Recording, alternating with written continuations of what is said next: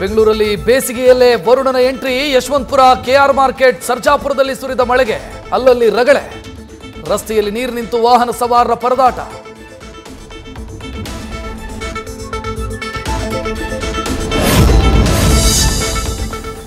ರಾಜಾಜಿನಗರದಲ್ಲಿ ಮಳೆಗೆ ಧರೆಗುರುಳಿದ ಮರ.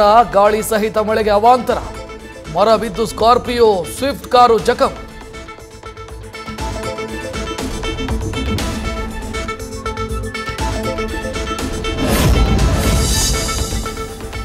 ಸಚಿವ ರಾಜಣ್ಣ ಪುತ್ರನ ಸುಪಾರಿ ಕೇಸಲ್ಲಿ ಮುಂದುವರೆದ ವಿಚಾರಣೆ. ದಿನಕ್ಕೊಂದು ಕಲರ್ ಕತೆ ಹೇಳ್ತಾ ಇದ್ದಾರೆ. ಪುಷ್ಪ ವ್ಯವಹಾರದಲ್ಲಿ ಮಾಡಿದ್ದ ಮೋಸಕ್ಕೆ ಪುಷ್ಪ ಸೇಡಿನ ಶಂಕೆ. ಈ ದಿಕ್ಕಿನಲ್ಲೂ ತನಿಖೆ.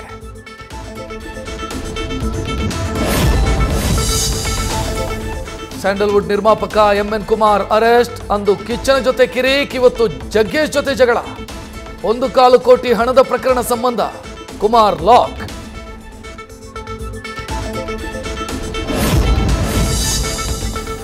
ತಿಲಕ ಧರಿಸಿ ಬಂದ್ರೆ ನಿಮಗೂ ಸಂಘಿಗಳಿಗೂ ವ್ಯತ್ಯಾಸ ತಿಳಿಯಲ್ಲ.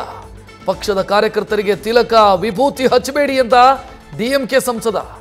ಹೊಸ ವಿವಾದ ಸೃಷ್ಟಿಸಿದ ಎ ರಾಜಾ ಹೇಳಿಕೆ. ನ್ಯೂಸ್ ಫಸ್ಟ್ ನಿರ್ಭೀತಿಯಿಂದ ನಿಮ್ಮ ಪರವಾಗಿ.